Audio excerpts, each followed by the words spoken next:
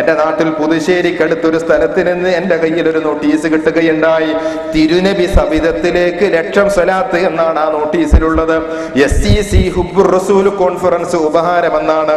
എന്നിട്ട് നോക്കൂ, നമ്മൾ പൂരിപ്പിച്ചു കൊടുക്കണം എന്നാണ്. നമ്മൾ പ്രൊഫഷണൽ കൊറിയർ കേന്ദ്രത്തിലേക്കൊക്കെ പോയാല് നമ്മളൊരു സാധനം കൊടുത്തിട്ട് അത് ഇന്ന സ്ഥലത്ത് എത്തണമെങ്കിൽ പേരും അഡ്രസ്സും ഒക്കെ കൊടുക്കുന്നത് പോലെ തിരുനബി സവിധത്തിലേക്ക് 1,00,000 സ്വലാത്ത് അയക്കാൻ പോവാണ്. എന്നിട്ട് നമ്മളോട് ചോദിക്കുന്നു, ഒന്ന് പേര്. അങ്ങനെ നമ്മളെ പേരെഴുതണം, സ്വലാത്തിന്റെ എണ്ണം, എത്ര സ്വലാത്ത് ചൊല്ലി എഴുതണം, സഫലമാ വേണ്ട മുറാദ് അത് എഴുതി കൊടുക്കണം.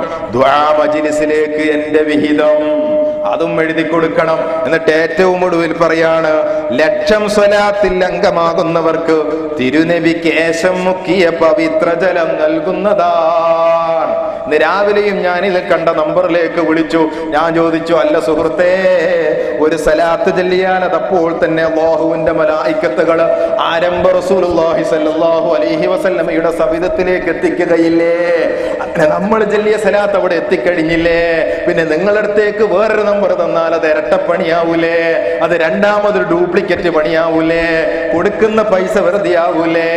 അപ്പോഴുള്ള ഉത്തരം ഉരുണ്ടുകളി മാത്രമാണ്. ഞാൻ സൂചിപ്പിച്ചു വരുന്നത്, സലാത്തിനെ കച്ചവടവൽക്കരിക്കുന്നവര്, ദിക്റിനെ കച്ചവടവൽക്കരിക്കുന്നവര് ഏറ്റവും ഒടുവിൽ ചെയ്ത പണി എന്താ? ഇവിടെ ഒന്നുകൂടി എന്റെ സഹോദരന്മാര് മനസ്സിലാക്കണം. എന്റെ പ്രിയപ്പെട്ടവരെ, ഹബീബായ റസൂലുള്ളാഹി സ്വല്ലല്ലാഹു അലൈഹി വസല്ലമയുടെ പേരിൽ എത്രയും നമ്മൾ സലാത്ത് ചൊല്ലിക്കൊണ്ടിരിക്കണം. നമ്മുടെ നാവിൻ തുമ്പത്ത് പടച്ചവനെ പറ്റിയുള്ള ഓർമ്മകൾ ഉണ്ടാകണം, ദിക്റുകൾ ഉണ്ടാകണം. ജീവിതത്തിൽ പടച്ചവനെ പറ്റിയുള്ള ചിന്തയും ഓർമ്മയും ആരംഭ റസൂലുള്ളാഹി സ്വല്ലല്ലാഹു അലൈഹി വസല്ലമയോടുള്ള സ്നേഹവും നമ്മൾ നിലനിർത്തണം. അത് ഇവര് കാണിക്കുന്നത് പോലെ തട്ടിപ്പിലയോടെ ആകണമെന്നില്ല. നമ്മുടെ തരം പാപങ്ങൾക്കുള്ളതാണ്, അത് അള്ളാഹുവിന്റെ ദീനിന്റെ മാർഗത്തിലുള്ളതാണ്, അത് അള്ളാഹുവിനെ ആരാധിക്കുന്ന പള്ളികൾക്കുള്ളതാണ്. പള്ളികളിൽ കൊണ്ടുപോയി മുടി പ്രതിഷ്ഠിക്കുന്നവർക്കുള്ളതല്ല. പക്ഷേ ഇവര് ചെയ്യുന്നത് എന്താണെന്നറിയോ?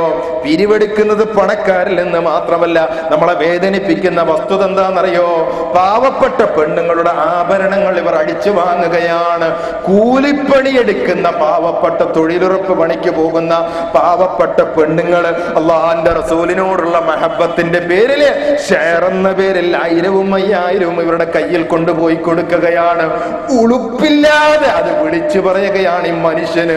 എന്റെ പ്രിയപ്പെട്ടവരെ, റസൂലുള്ളാഹിയോടുള്ള മഹബത്ത് ഇങ്ങനെ കച്ചവടമാക്കുന്നതിനെ ഈമാനുള്ള മനുഷ്യന് നോക്കി നിൽക്കാൻ സാധിക്കുകയില്ല. അള്ളാഹുവിന്റെ റസൂല് ജീവിതത്തിൽ അനുവർത്തിച്ച നയങ്ങൾ ഓർമ്മയില്ലേ? അവസാനത്തെ സമയത്ത് അവിടുത്തെ ജീവിതത്തിൽ നോക്കൂ, നിങ്ങളുടെ ഉമർ റളിയല്ലാഹു അൻഹു അവിടുത്തെ റൂമിലേക്ക് കടന്നു വരികയാണ്. അവിടുത്തെ വസ്ത്രവും അവിടുത്തെ റൂമിന്റെ സൗകര്യങ്ങളും നോക്കി കണ്ടുകൊണ്ട് ചോദിക്കുന്നു, അല്ലാഹുവിന്റെ റസൂലേ, ഞങ്ങൾ കിസ്റയുടെ രാജാധിപത്യത്തിന്റെ സൗഖ്യങ്ങൾ കണ്ടിട്ടുണ്ട്, കൈസറിന്റെ രാജാധികാര സുഖങ്ങൾ ഞങ്ങൾ കണ്ടിട്ടുണ്ട്. അങ്ങ് മദീനയുടെ ഭരണാധികാരിയാണ്. അങ്ങയുടെ റൂമിലുള്ളതൊരു തോൽപാത്രവും ഒരു വസ്ത്രവുമാണ്. കിടക്കുമ്പോൾ പുറത്ത് പാടുവരുന്ന ഒരു ഈത്തപ്പന പോലെയാണ്. ഒരു നല്ല കിടക്കയെങ്കിലും ഞങ്ങൾ വിരിച്ചു തരട്ടെ റസൂലുള്ളാഹി എന്ന ചോദ്യത്തിന് മാലീ വലിദ്ദുന്യാ, ഞാനും ഈ ദുനിയാവിലും തമ്മിൽ എന്ത് ബന്ധമെന്ന് ചിന്തിച്ചുകൊണ്ട് ദുനിയാവിനെ വാരിക്കൂട്ടാൻ മുത്തുനബി തന്റെ അധികാരം ദുരുപയോഗപ്പെടുത്തിയിട്ടില്ല. ആത്മീയത വിറ്റ് കച്ചവടമാക്കിയിട്ടില്ല. തന്റെ ജനങ്ങളോടുള്ള സ്നേഹം ഒരിക്കലും അവിടുന്ന് വിറ്റ് കച്ചവടമാക്കിയിട്ടില്ല. ആ സ്നേഹം ഇന്ന് വിറ്റ് കച്ചവടമാക്കുമ്പോ, പാവപ്പെട്ട പെണ്ണുങ്ങളുടെ ആഭരണങ്ങൾ ഓടിയെടുക്കുമ്പോ, പാവപ്പെട്ട തൊഴിലുറപ്പ് പണിക്കാരുടെ 1000 രൂപ മിച്ചം വരുന്നത് വാങ്ങിക്കുമ്പോ ഞങ്ങൾ നോക്കി നിൽക്കില്ല. നിങ്ങൾ വാങ്ങിക്കുമെന്ന് ഞങ്ങൾക്കറിയാം, നിങ്ങൾ പള്ളിയും കിട്ടുമെന്ന് ഞങ്ങൾക്കറിയാം. പക്ഷെ പറയേണ്ടത് പറയണമല്ലോ, അതാണ് ഞങ്ങൾ നിർവഹിക്കുന്നത്. ഒരാളെങ്കിലും ചിന്തിക്കട്ടെ, മുത്തുനബിയോട് സലാത്ത് ചെല്ലണ്ടെന്നല്ല, മഹബത്ത് വെക്കണ്ടെന്നല്ല, പള്ളി ഉണ്ടാക്കണ്ടെന്നല്ല, ദീനീ സ്ഥാപനങ്ങൾ ഉണ്ടാക്കണ്ടെന്നല്ല. നമ്മളിവിടെ പറയുന്നത് ഇത് നിങ്ങളുടെ കച്ചവടമാണ്. അദ്ദേഹം പറയാണ്, കേട്ടോക്കുങ്ങള്, ആഭരണങ്ങളും തൊഴിലുറപ്പ് പണിക്കാരൊക്കെ പൈസ. സഹോദരിമാരിതാ സ്വർണത്തിന്റെ ആഭരണം കൊടുത്തയച്ചിരിക്കുന്നു. അവർക്ക് 3-4 സ്ത്രീകൾ കൊടുത്തയച്ചത് എന്റെ കയ്യിൽ ഇപ്പോൾ കിട്ടി. അവരുടെ കയ്യിൽ 1000 രൂപയില്ല. അതേ സമയത്ത് ആഭരണം കൊടുത്തയച്ചു, മോതിരം കൊടുത്തയച്ചു, ഖാതിര കൊടുത്തയച്ചു. അർഹമുർ-റഹീമായ അല്ലാഹു കബൂൽ ചെയ്യട്ടെ. ഞാൻ മെനയാന്ന് രാവിലെ ഒരാൾ വന്നു 5000 ഉറുപ്പിക തന്നു. ഒരു ചെറിയ മുദരിസ അത് തന്നിട്ട് അദ്ദേഹം പറഞ്ഞു, എന്റെ ഉമ്മയും എന്റെ സഹോദരിയുമെല്ലാം തൊഴിലുറപ്പ് പദ്ധതിയിൽ ജോലിക്ക് പോയിട്ട് കിട്ടിയ പൈസയാണ് കൊടുത്തയച്ചത്.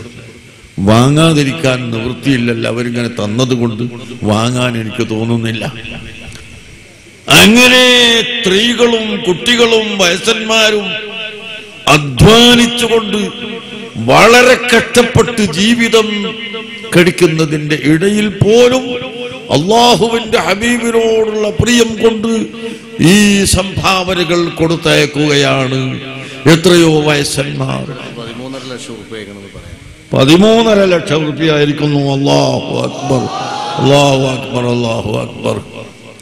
പൈസ അങ്ങനെ വാങ്ങിക്കിട്ട് അല്ലാഹു അക്ബർ അങ്ങനെ പറയാ.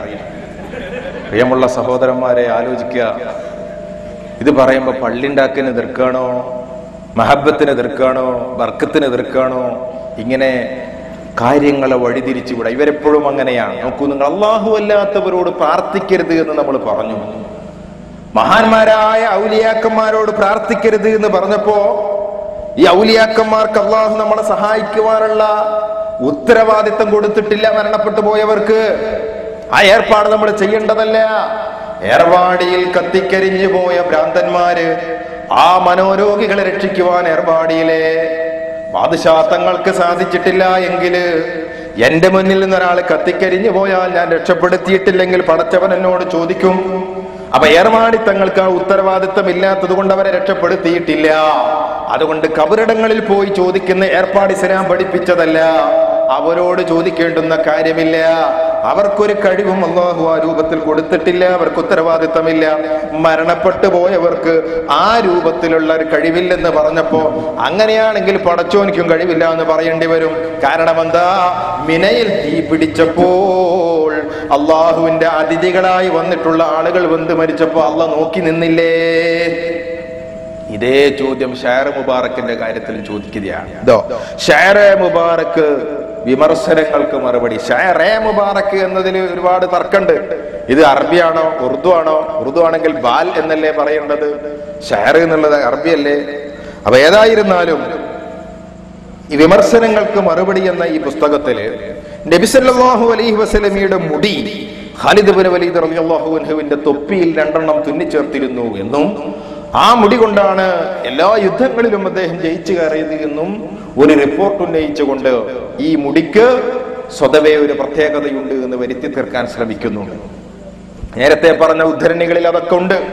പക്ഷെ ഇവിടെ സ്വതന്ത്രമായതിനൊരു കഴിവുണ്ടെന്നോ ഇവർ വകവെച്ചു കൊടുക്കുന്ന ബർക്കത്തിന്റെ തബറുക്കിന്റെ രൂപം അതിലുണ്ടെന്നോ വിശ്വസിക്കപ്പെടാവതല്ല എന്ന് പറയാൻ വേണ്ടി നാം പറഞ്ഞു. അങ്ങനെയെങ്കിൽ നബി ജീവനോടെ ഇരിക്കുന്ന സമയത്ത് അവിടുത്തെ തലമുടിയെല്ലാം അവിടുത്തെ തലയിൽ ഉണ്ടായിരുന്ന കാലത്ത് ഉഹദ് യുദ്ധത്തിൽ പരാജയപ്പെട്ടു പോയില്ലേ? മുൻപല്ല് പൊട്ടിയില്ലേ? നെറ്റിത്തടത്തിൽ നിന്ന് രക്തമൊഴുകിയില്ലേ? ആ മുടിക്ക് സ്വയമേവ ഒരു കഴിവൊന്നുമില്ല. അള്ളാഹു അങ്ങനെയല്ല നിശ്ചയിച്ചു കൊടുത്തിട്ടുള്ളത്.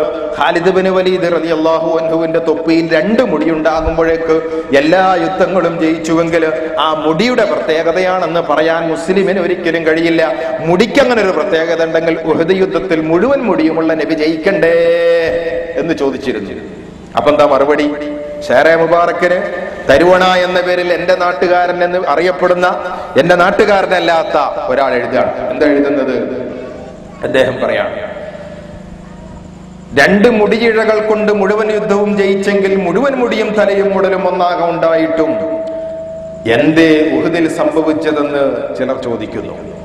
അപ്പൊ അദ്ദേഹത്തിന്റെ മറുപടിയാണ്, ഈ മുടിയും തലയും ഉടലും ഇമ്മാതിരി 1,00,000-ൽ പരം തലയും ഉടലുമുള്ള നബിമാരെ വേറെയും നിയോഗിക്കുകയും ഇസ്ലാമിന്റെ രക്ഷയ്ക്ക് വേണ്ടി ഉഹദിലേക്ക് നബിയെ അയക്കുകയും ചെയ്ത സാക്ഷാൽ പടച്ച തമ്പുരാന്റെ സാന്നിധ്യവും ഉഹദിൽ ഉണ്ടായിരുന്നല്ലോ. എന്നിട്ടും എന്തേ തിരിച്ചടി ഉണ്ടായി? നിങ്ങൾ അള്ളയാടെ ഉണ്ടായിരുന്നില്ലേ? എന്നിട്ട് എന്തേ ഓല് തോറ്റോയത്? മിനായിൽ തീ പിടിച്ചപ്പോ അങ്ങനെ തന്നെയാ പറഞ്ഞത്. അള്ളാഹ്ക്കൊരു കഴിവുമില്ലേ മിനായിലെ അതിഥികളെ വെന്ത് മരിച്ചപ്പോ? ഉഹദ് യുദ്ധ തോറ്റുപോയത് അള്ളാഹ്ക്ക് കഴിവില്ലാഞ്ഞിട്ടാണോ? ഖുർആൻ എന്ന് പഠിക്കണ്ടല്ല.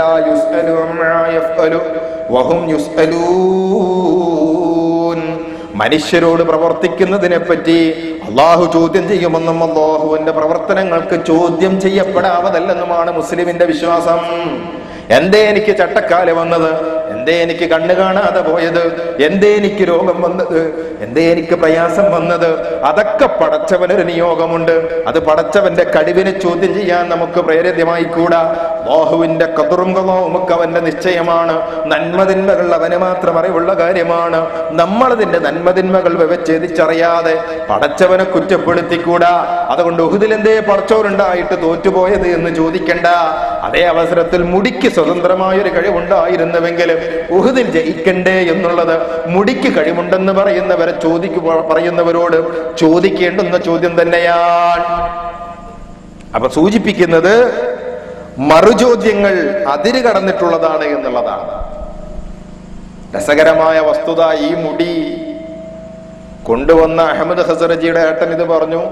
അദ്ദേഹത്തിന്റെ ഉപ്പെഴുതിയ പുസ്തകത്തിൽ അതില്ല. അസ്റാറുൽ ആസാരിൻ നബവിയ എന്നെഴുതിയ പുസ്തകത്തിൽ ഇങ്ങനൊരു മുടി തന്നെ ഇമാറാത്തിൽ അഥവാ UAE-യിലുള്ള കാര്യം തന്നെയല്ല.